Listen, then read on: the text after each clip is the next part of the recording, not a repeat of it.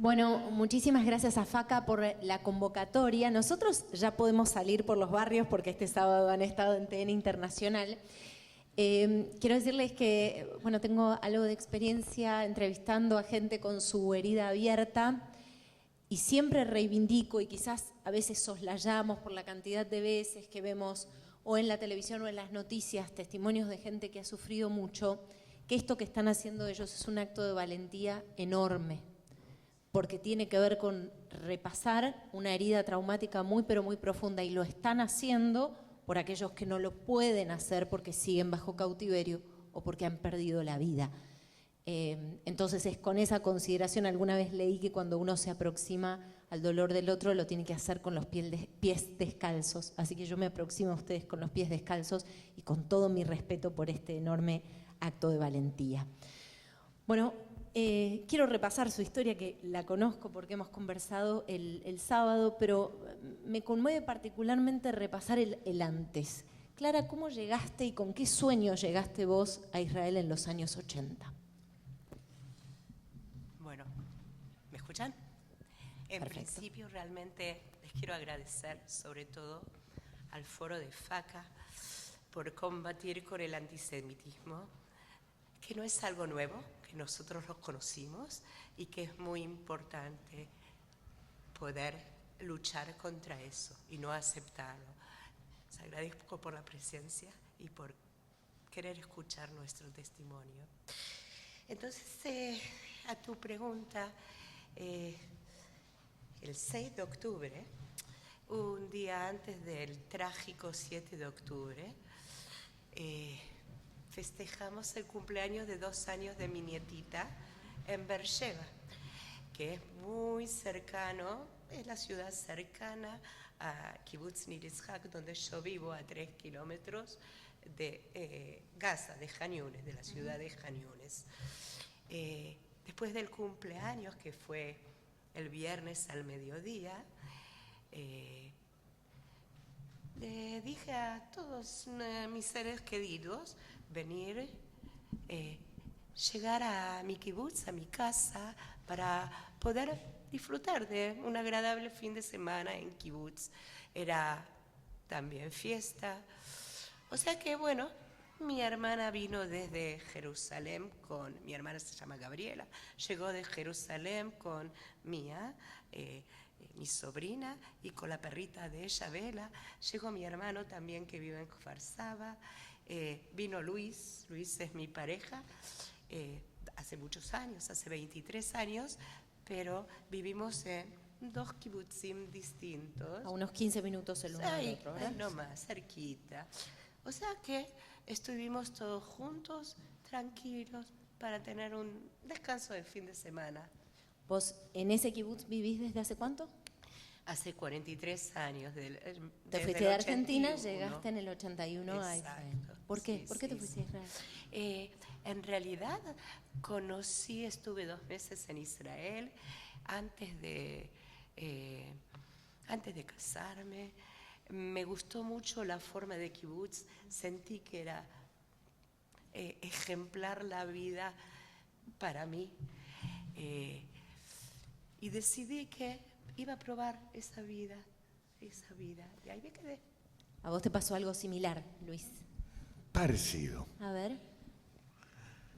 Yo iba a la Shomer Hatzair desde los 9 años y todo el tiempo hablaba de Israel. Mi sueño era llegar a vivir a un kibutz y era lo que siempre soñaba y lo que iba a hacer y todo. Pero a mi papá mucho no le gustaba la idea, así que no me dejaba expresarme, digámoslo así. Mientras tanto yo fui terminando la escuela, el secundario, y pasé a la universidad. Estaba estudiando en La Plata, estudiaba arquitectura. Nosotros éramos de Lomas de Zamora, entonces para ir a La Plata tenía que viajar en ómnibus hasta la estación de tren de Temperley y esperar el tren 2 horas y media para llegar a La Plata, todos los días ida y vuelta, y estudiar en el medio. Y en esos viajes yo soñaba con mi Israel. Y de golpe se dio la oportunidad de sí en el año 71, que papá de golpe me dice, ¿estás seguro que querés ir a Israel? Le digo, sí. Y movete, me dice. A la semana siguiente ya estaban en la Tnuat Aliyah, en la Sochnut, y de ahí ya no los pude sacar. Ellos se metieron más que yo. Y a mí me llegó un viernes, me viene papá y me dice, ¿estás realmente seguro que te querés ir? Y le digo, sí. Y me tiró los pasajes. ¿Cuándo viajé?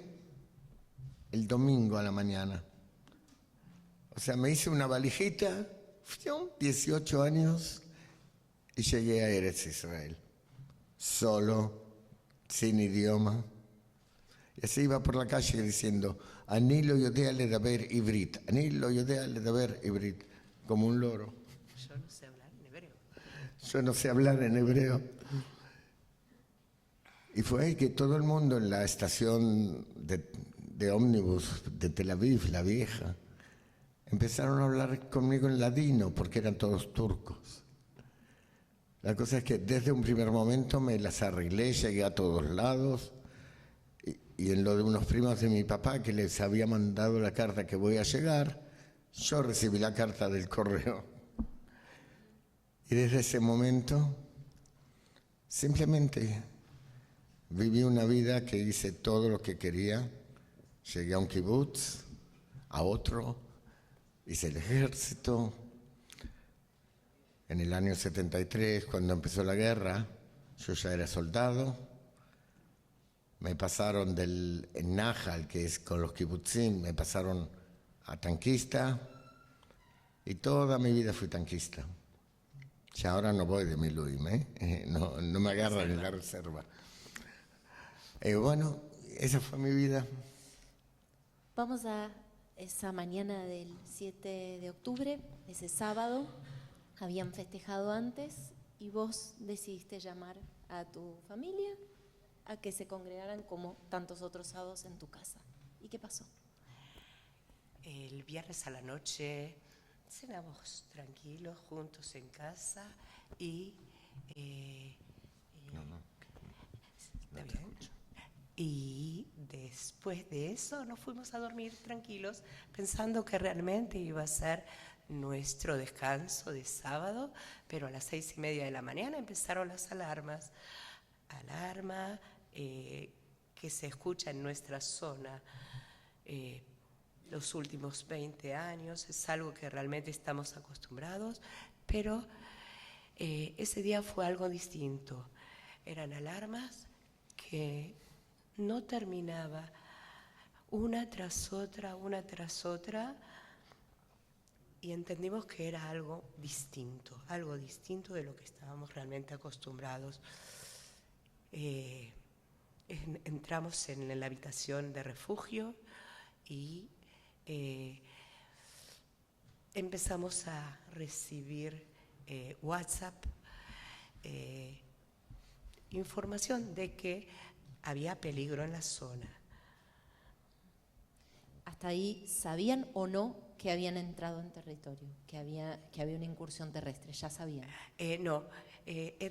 Digamos que entre alarma y alarma prendimos la televisión y en el momento que prendimos la televisión vimos por televisión que una camioneta Toyota blanca estaba recorriendo por la ciudad de Sderot, armados, disparando por todos lados, y entendimos que realmente era algo totalmente distinto. Uh-huh. Y en un momento llegaron a tu casa y ustedes estaban en el refugio, sí, ¿verdad? Después de algunas horas, no fue directo, pero entonces estábamos adentro del cuarto refugio y empezamos a sentir que rompían vidrios, gritos, en árabe por supuesto, y sentimos que habían entrado adentro de la casa. Sabemos que entraron por las ventanas que rompieron y después balearon y rompieron la puerta de entrada. y la abrieron toda y empezaron a correr adentro de la casa a hacer todo, y hasta que llegaron a la puerta del cuarto refugio, que es donde estábamos, y empezaron a tirar, a balear la puerta. Ahora, nosotros por suerte la escuchamos a la maestra jardinera nuestra, Clara, que nos dijo que tenemos que estar todos agachados, abrazados en una punta del cuarto. Y así hicimos. Entonces las balas no nos pegaron, porque al principio fueron derecho de la puerta, y cuando entraron, ya que forzaron la puerta y entraron, iban tirando con un ángulo hacia arriba desde la cintura, y nos pasaron las balas por arriba sin tocarnos. Es otro de los milagros. Fernando sintió como le pasaban balas al lado del hombro, sintió el calor de la bala al pasar, pero no lo tocó. Bueno, después, obviamente, ustedes se dieron cuenta que los terroristas habían tomado la casa. En algún momento me refirieron que había más de 10 en la casa de Clara, ¿no? Lleno. Estaba toda la casa llena de terroristas. ¿Pudieron trasladarse juntos, los trasladaron, mejor dicho, juntos hacia Gaza? ¿Cómo fue? En principio nos sacaron a la fuerza de casa con gritos, en forma muy salvaje, realmente brutalmente. Entre el grupo había una mía de 17 años. 17 años. De la casa nos sacaron realmente en forma muy brutal. Salimos afuera y nos hicieron pasar, aparte de nosotros, por el alambrado del kibutz. A Fernando, Luis y yo por el alambrado del kibutz. A Gabriela, mi hermana, y Mía, mi sobrina, habían quedado atrás, y vimos que de pronto llegó una camioneta, también Toyota blanca, la subieron a la camioneta y salieron por el portón del kibutz. La camioneta viajó, salió por el portón del kibutz. En ese momento las cámaras de seguridad del portón del kibutz detectaron el horario, que fue a las 11:22. Ese es el horario que salimos, después de que todas las alarmas y todo empezó a las 6:30 de la mañana. Dieron la vuelta por el camino externo del kibutz, por el alambrado, y llegaron a un punto donde estábamos Fernando, Luis y yo. Nos subieron a la misma camioneta, volvimos a estar juntos en familia, cosa que durante el cautiverio fue muy bueno para nosotros saber que estamos en familia. Antes de hablar del cautiverio, sí me gustaría recoger del testimonio de ustedes, porque ustedes en un momento tuvieron que pasar por la red de túneles, ¿no? Esa extensísima red de túneles. Durante casi 4 horas los tuvieron en los túneles, ¿verdad?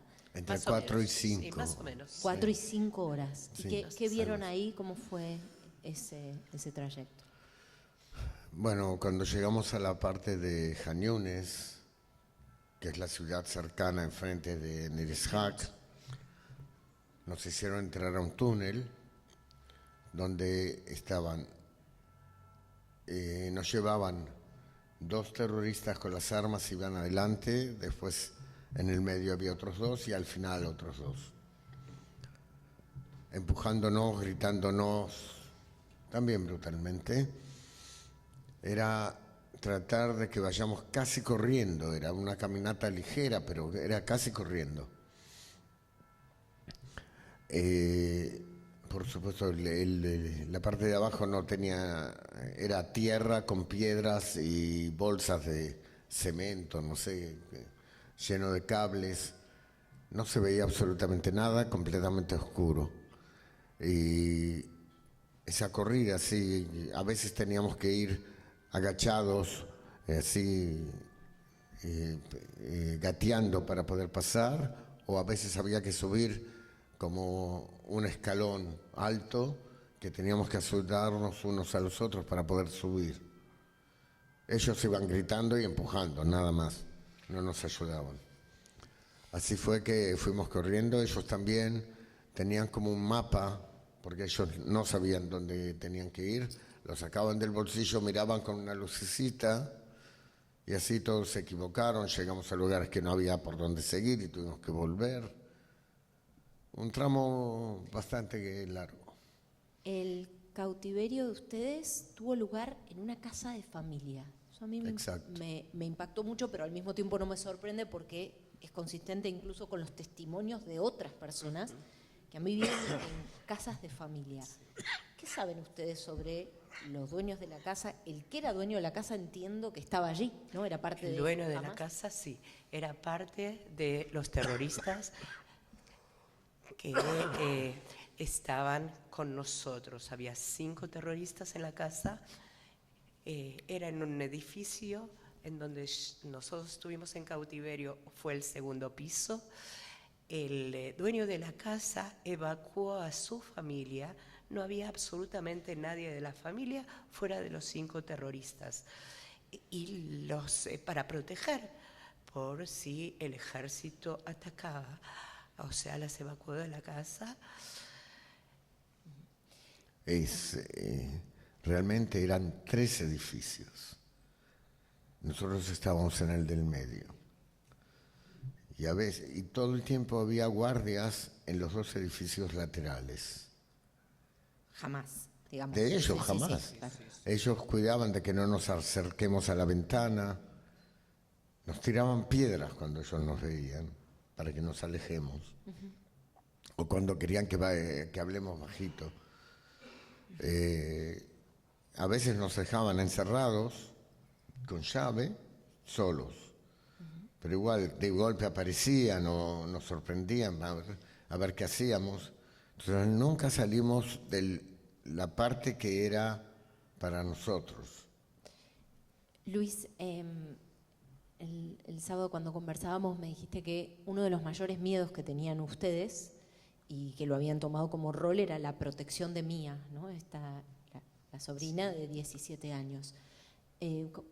¿Cómo llevaban adelante ustedes esa protección entendiendo la situación de cautiverio en la que estaban todos, ¿no? Había un hincha muy grande que se metía en todo. Uno de los terroristas, sí. Yo me metía en todo lo que podía para no permitir que Mía esté sola con alguno de los terroristas. Porque a veces la llamaban por el inglés que ella tiene, que es perfecto, y querían que le traduzcan cosas. Creo que hasta Filu la llevaban a ver un poco de televisión, pero entonces yo me metía en el medio y los molestaba para no dejarla que esté sola con ellos. O sea, todo el tiempo cuidábamos de que no se dé ninguna posibilidad de algo. No quiero ni pensar en qué, pero todos sabemos. Y así fue que la protegíamos, o cada vez que ella lloraba o algo, tratamos de... El asunto de estar en un núcleo familiar ayudó mucho, porque nos entendíamos, nos apoyábamos y así tratamos de que pase mejor. Mía pedía todo el tiempo que le contemos historias para pasar el tiempo. Entonces nos preguntaba a Clara cómo llegó al país, a mí, a cada uno, cómo fueron los casamientos, cómo fueron los nacimientos de los hijos. Y íbamos contando cada vez, hasta que todo eso pasó a ser la historia de Luis al anochecer. Porque cuando ya no había luz y cerraban las ventanas y no nos dejaban hablar, entonces hablábamos bajito, pero estábamos todos reunidos cerca uno del otro. Y yo contaba una de mis grandes historias, como yo estoy en conjunto de bailes y también en comedias musicales. Tengo un montón de historias, de cosas que pasan, cosas cómicas, cosas tristes, que uno se olvida las palabras, que a uno se le vuela un zapato, o cualquier cosa de esas. O las diferentes actuaciones que hice con los trajes, con todo, una más cómica que la otra. Y así íbamos pasando los días. Y creo que es uno de los apoyos más grandes que tuvimos para que Mía se sienta mejor. Porque no puedo decir que se sienta bien, porque en esa situación una nena de 17 años la pasó bastante bravo. Bueno, por supuesto, el cautiverio en sí mismo es una tortura en todos los planos, ¿no? Pero hablaba con ustedes y hacían mucho hincapié en la situación de violencia psicológica permanente. Sí. ¿Cómo era esa situación, Clara? Los terroristas nos pasaban información que al principio no sabíamos si era cierto o no. Estaban muy orgullosos de todos los logros de ellos. Nos comentaron la cantidad de israelíes que fueron asesinados. Cuando nos dijeron la cantidad no podíamos creer. Sabíamos que en ninguna guerra se llegó a matar tanta cantidad de israelíes en un día. O la cantidad de secuestrados. O ponían énfasis en todos los errores que el ejército de Israel logró hacer. Por ejemplo, si por equivocación llegaron a matar a rehenes, o cosas que nos ponía muy, muy tristes, que nos hacían realmente mal. También nos decían, no hace falta que vuelvan, no es necesario que vuelvan a tu casa. Dentro de 3 años, nosotros volvemos y los explotamos de vuelta. Y eso todo el tiempo. ¿Eran personas de qué edades? Aproximadamente de 40 y pico de años, sí. ¿No llegaron a ver a los integrantes de la familia que vivía allí en la casa en la que estaban? No. En realidad, cada uno de los lugares donde estuvimos había terroristas distintos. Los primeros, que fueron los más salvajes, brutales, que estaban realmente drogados, fueron los más agresivos. Y eran los más jóvenes. ¿Ustedes percibieron que estaban drogados? Totalmente. Ellos tenían la función de secuestrar. Sí. Después estaban los que nos llevaron en la Toyota blanca, que también eran bastante salvajes, pero cada vez un poquito menos. Los que estaban en la casa eran los mayores. Había parte de ellos muy agresivos, que estaban todo el tiempo con arma, todo el tiempo gritando. El dueño de la casa era el que tenía más diálogos con nosotros. Luis, ¿y a vos te llegaron a decir, vos sos argentino, volvete a Argentina? ¿Qué haces en Palestina? Es otra de las cosas que nos decían. Me decían así, vos sos argentino, ¿qué haces acá? Andate a la Argentina. Esto es Palestina. No hay lugar para ustedes. Otra cosa que nos decía, ellos tenían mucho miedo de los drones. Entonces nos decían que hay que hablar muy bajito y hasta nos cerraban las ventanas y las cortinas, todo para que...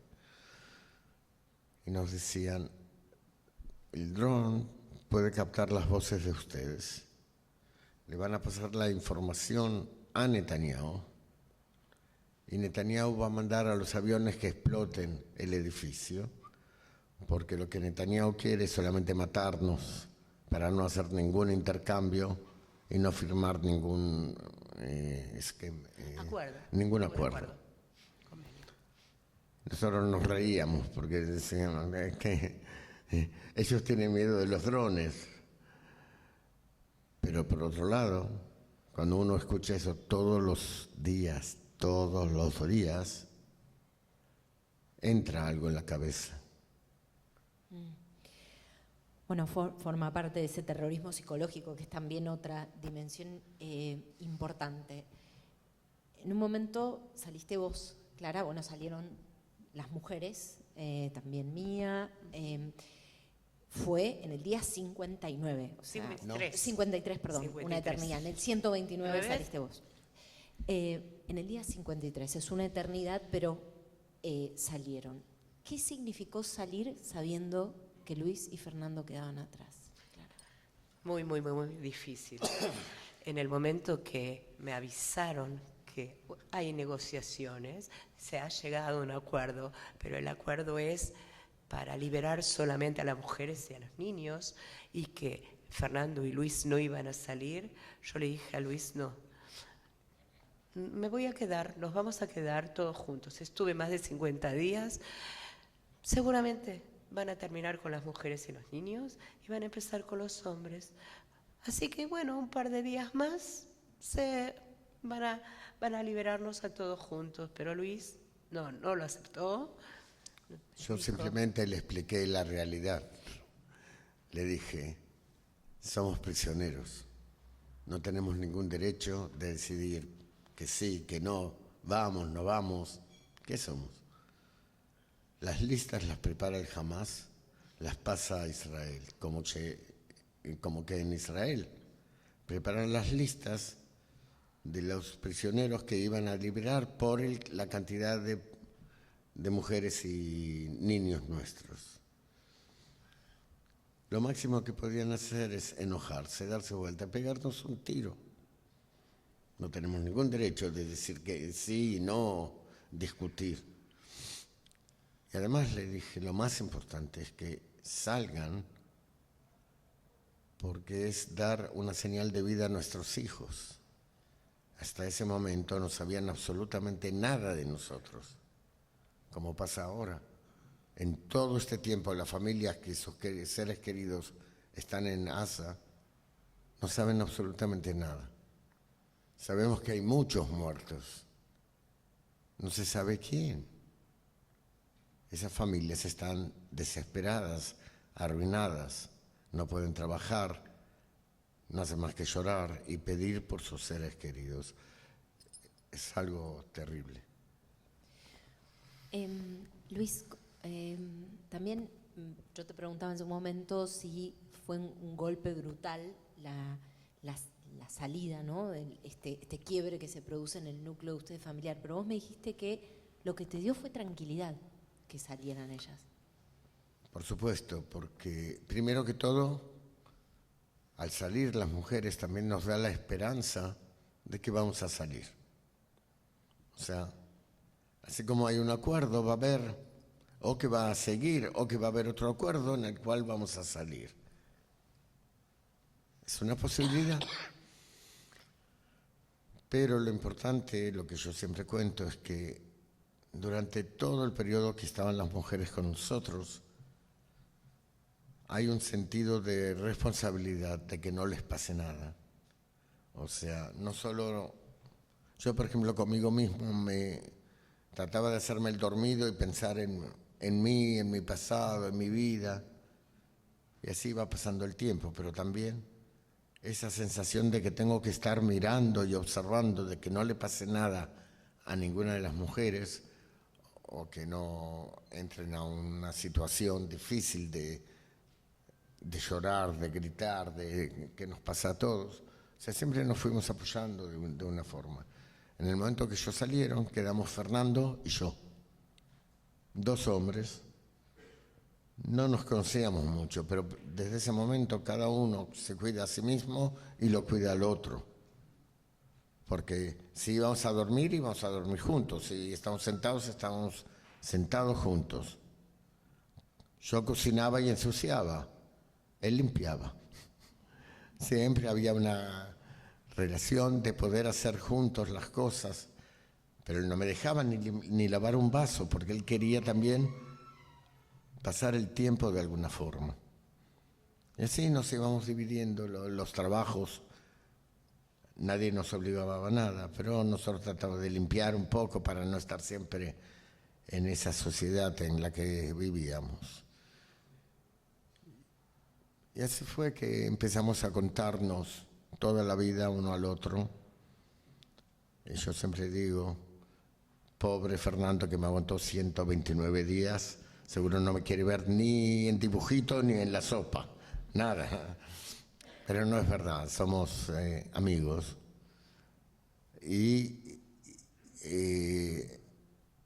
también nos empezamos para pasar el tiempo, de golpe decíamos, ¿qué hacemos? ¿A dónde vamos a pasear hoy? Entonces hablamos de Bariloche, de Ushuaia, de Río de Janeiro, de Tahití, no sé, hasta Australia, no sé a todos los lugares que llegamos. Pero fue una forma de pasar el tiempo e ir soñando. O, por ejemplo, preparamos el menú especial de la noche de fin de año. Es lo que hicimos, preparamos un menú. No pasó nada con eso, todo en la mente.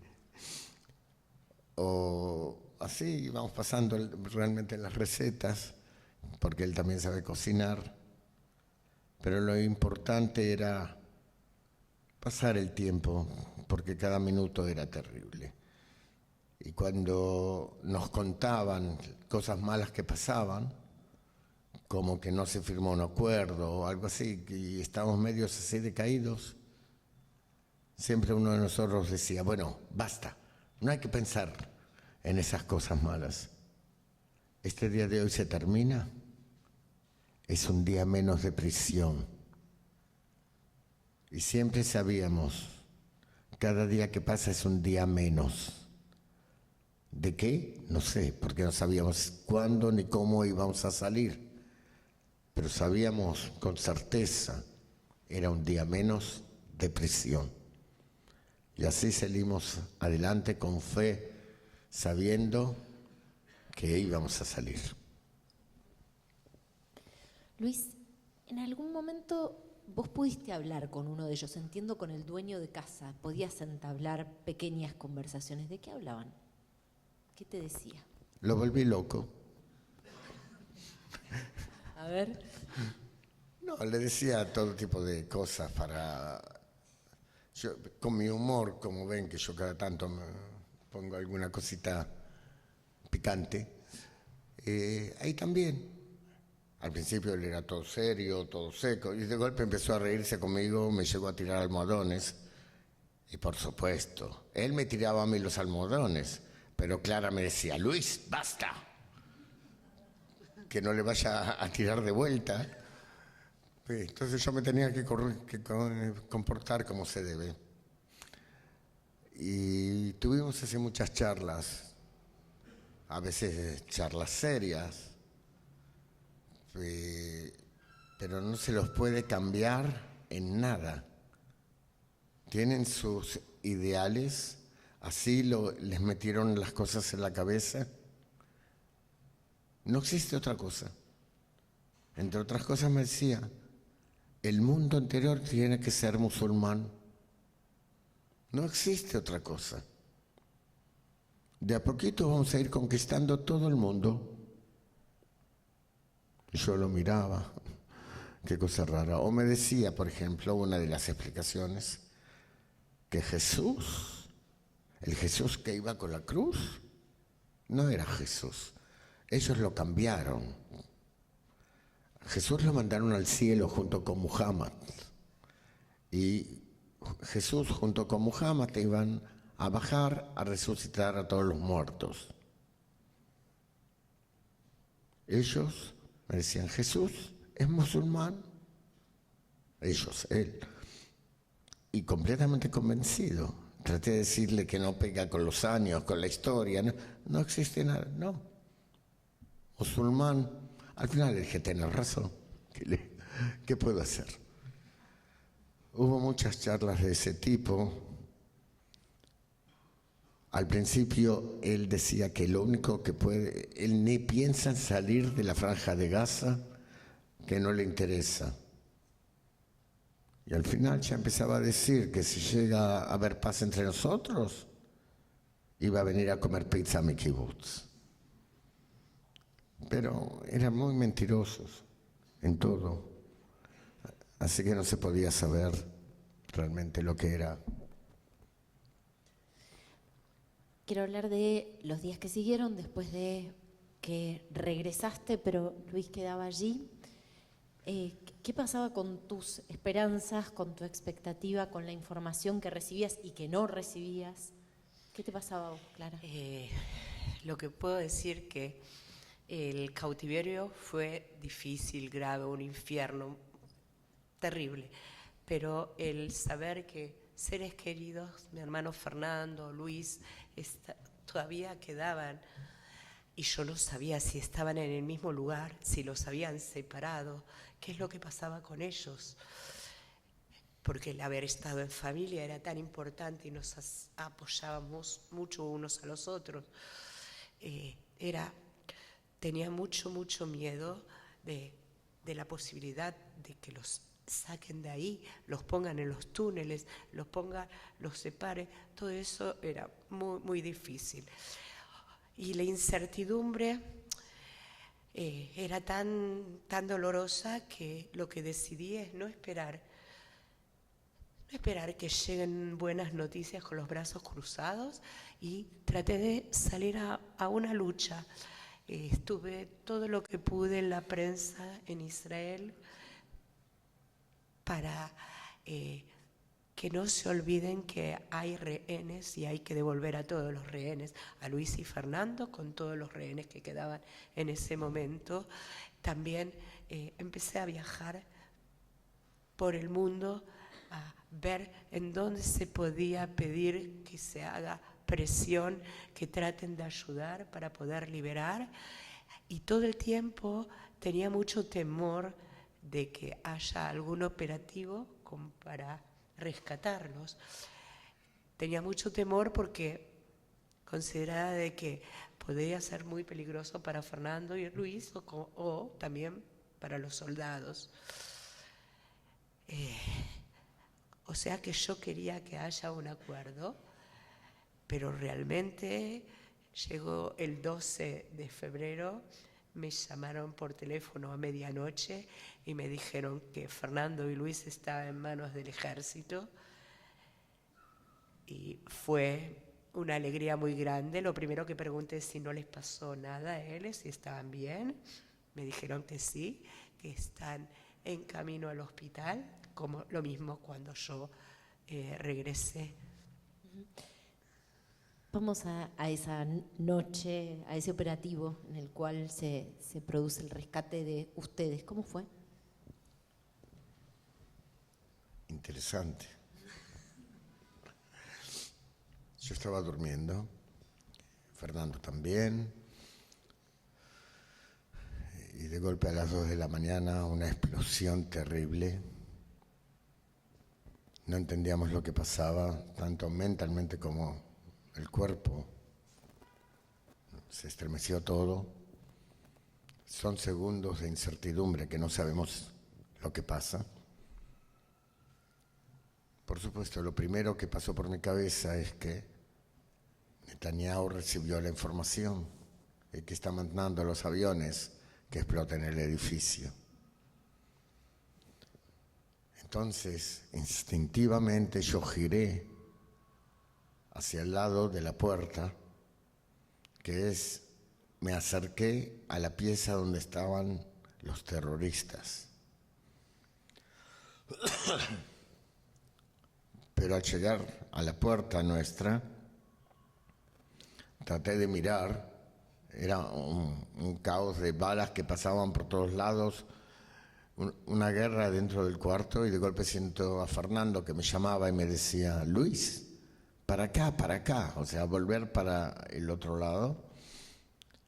Entonces me di cuenta y empecé a gatear así rápido, agachado, y de golpe alguien me agarra la cabeza, me baja la cabeza por la cantidad de balas que había por ahí, me agarra una pierna y me dice: Luis, Tzahal, que es el ejército de Israel, Banu לקחת אתכם הביתה, vinimos a llevarlos a casa. Y fue un momento extraordinario que sentí que todos los miedos, toda la presión que tenía dentro, toda esa sensación desapareció. Estaba en las mejores manos del mundo. Esos soldados que vinieron a rescatarnos estaban dando la vida por nosotros. A ellos yo les debo mi vida. Yo sentí el corazón de ellos. Fuera de los ejercicios, todo lo que practicaron, eso lo hicieron perfecto. Pero no dudaron en venir a salvarme. De ahí, esos soldados nos llevaron a la terraza, al balcón. Y también 2 soldados sobre mí, 2 soldados sobre Fernando. No nos podía pasar absolutamente nada. Y en medio de toda esa guerra que había afuera, de golpe escuchamos que por la radio del ejército, el soldado anuncia: Haya Alumim Beyadeino, los diamantes en nuestras manos. Después me enteré, me contaron que esa fue la señal para que el helicóptero que estaba con el motor prendido en una de las bases de Israel levantara vuelo para venir a buscarnos. De ahí, ¿cómo se dice? Tirolesa. Nos bajaron en tirolesa desde el 2.º piso, pero me dijeron, lo bajaron a Fernando y a mí me dicen, solamente estira las piernas, no hagas nada. Bueno, no hice nada, aparecí abajo. Me habían puesto como un chaleco con lo que me conectaron al cable y llegué abajo. De ahí había otro soldado que me esperaba, me sacó el chaleco y empezamos a correr. Estábamos descalzos y con un pantaloncito corto y una remera, porque estábamos durmiendo debajo de las frazadas, pleno invierno. Y así fuimos corriendo, más o menos 250 metros, 300. Y de golpe veo un camión con las luces encendidas. Me paré, todo asustado, y ¿qué pensé? Nos agarraron. Entonces viene el soldado atrás mío y me dice, no, seguí, es nuestro. Y realmente nos subieron a todos a ese camión, también las fuerzas que estaban alrededor nuestro, Fernando y yo. El camión dio la vuelta y empezó a viajar para el lado, digamos, de Israel, de Gaza, pero para el lado, acercarnos a la frontera. Y por otro lado empezó a caer bombas y creo que todavía desde el mar tiraban y de tanques tiraban, pero hicieron como una cortina de fuego que no permitía a los terroristas saber a dónde íbamos, sino que empezaron a preocuparse por lo que pasaba ahí al lado del edificio. Después de unos kilómetros nos dijeron que vamos a pasar a un coche blindado del ejército, que nos estaban esperando. Entonces nos bajaron. Todo el tiempo había 2 con Fernando, 2 conmigo, y empezamos a correr. Y ahí lo levantaron a Fernando de piernas y manos para que estaba descalzo, que puedan correr más rápido. Y yo iba corriendo atrás de él unos metros. A mí no lograron levantarme porque yo corría tan rápido que los soldados venían corriendo atrás y no me alcanzaron. Así que yo seguí. Cuando llegamos a la puerta del coche blindado, me preguntan, Luis, ¿tenés frío? Y yo dije, no tengo frío, tengo calor del corazón, porque era realmente lo que estaba recibiendo de todos esos soldados. Y esa frase pasó a ser la frase de todo el ejército de Israel. Y en ese momento el soldado que estaba a mi derecha me dice, pero estás descalzo. Yo lo miro y le digo, ¿y? Así me sacaron, ¿qué voy a hacer? Y entonces veo que se desatan los cordones. En ese momento me siguen empujando, que entré hasta el final del coche blindado, me senté completamente incómodo, torcidos. De golpe veo que algo tiran para mi lado, algo así, y agarré los zapatos del soldado. Y de afuera me grita, 43. Y yo le digo, ese es mi número. Y entonces todos se rieron y empezamos a andar, y yo tratando de ponerme los zapatos, me dolía todo el costado, no podía ponerme esas botas. Le digo al soldado que está enfrente mío, ¿me puede ayudar? ¿Me podés ayudar? Y me dice, sí, ¿cómo no? Bien, me pone el zapato derecho, yo alcancé a ponerme el izquierdo, y él me cerró los cordones, porque yo ni podía. Ahora, todo esto yo lo vi en la película que sacó Tzal, el ejército de Israel, que publicó. Yo digo, si llegan a pasar toda la película completa, me meten en un lío tremendo, porque debo haber dicho tantas estupideces en el medio que mejor que no la pasen, solamente las cosas específicas. Lo que pasaba es que los soldados llevan en el casco una cámara y iban filmando cada una de las cosas que fueron pasando en la trayectoria. Así llegamos a un punto determinado donde nos dijeron, ahora vamos a esperar el helicóptero. No hay que ponerse nerviosos, hay que hacer las cosas rápido y bien, porque el helicóptero aterriza, ustedes suben y ya están en el aire. No hay tiempo. Y fue así, empezamos a escuchar el helicóptero, de golpe bajó, nos dicen, ahora, corrimos, subimos, estamos en el aire. Y así empezamos a volver para la dirección de Israel.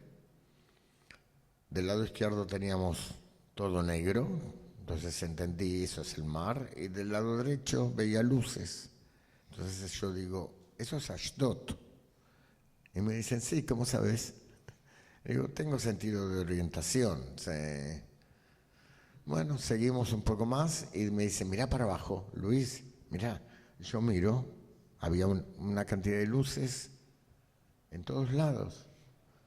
No entendía lo que era, entonces me dicen, esto es Palmajim, que es una base muy, muy grande que hay sobre el mar entre Ashdod y Tel Aviv. Y me dicen, ¿y de acá? Directo al Tel HaShomer, el hospital Shiva. Y un soldado de atrás me dice, y Luis, en estos momentos empezamos a llamar a las familias.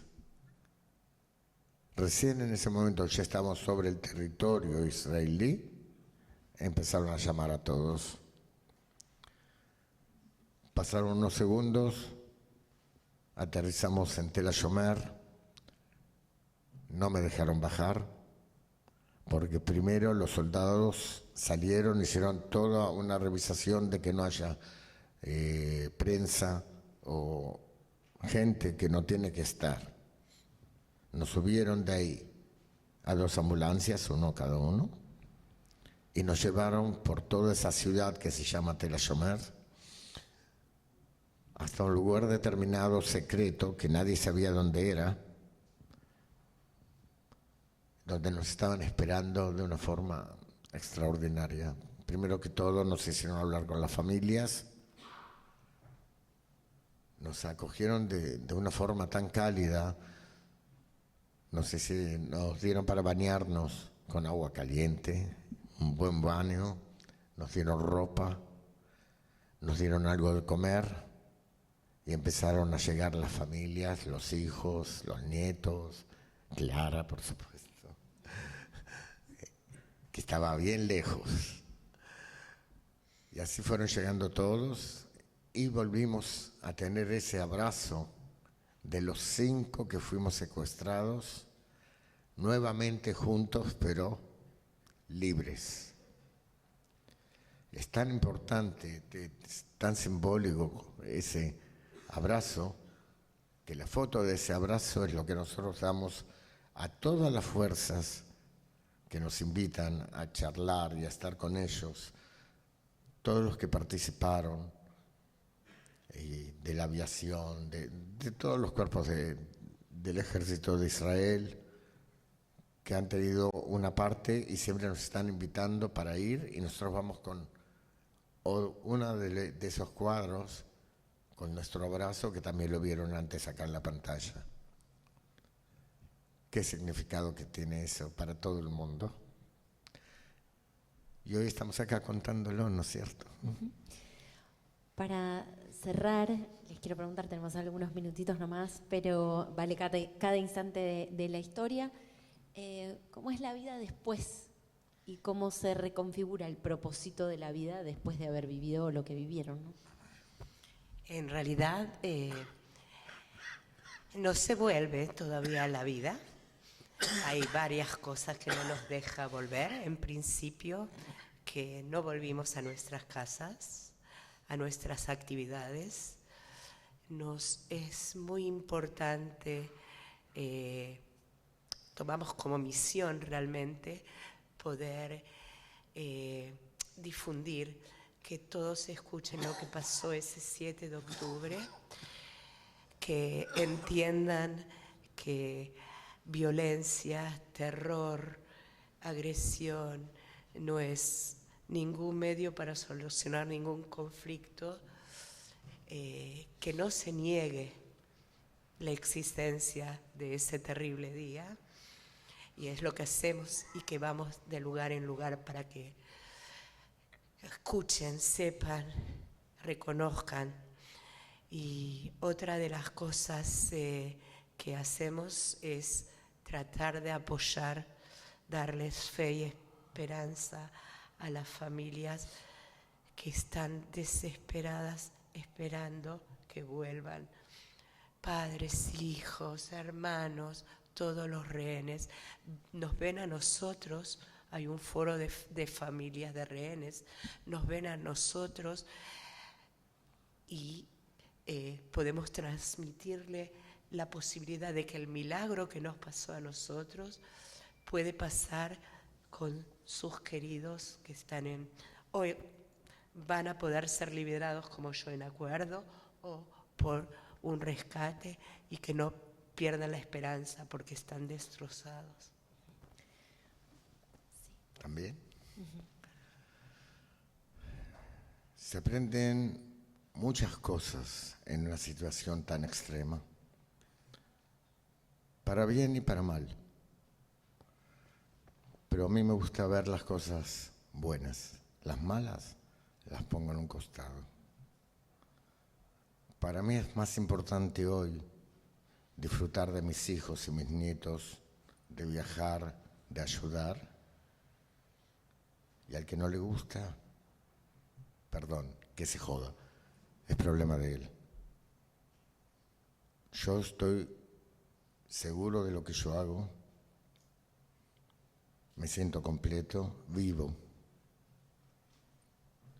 Pero lo que quiero decir es que uno aprende, o nosotros aprendimos, que hay esa fuerza que tenemos adentro, principalmente el pueblo judío, con todo lo que hemos pasado en toda nuestra historia. Sin embargo, estamos acá. Quiere decir que tenemos esa fuerza de sobrevivir y de pasar todos los problemas con fe y esperanza.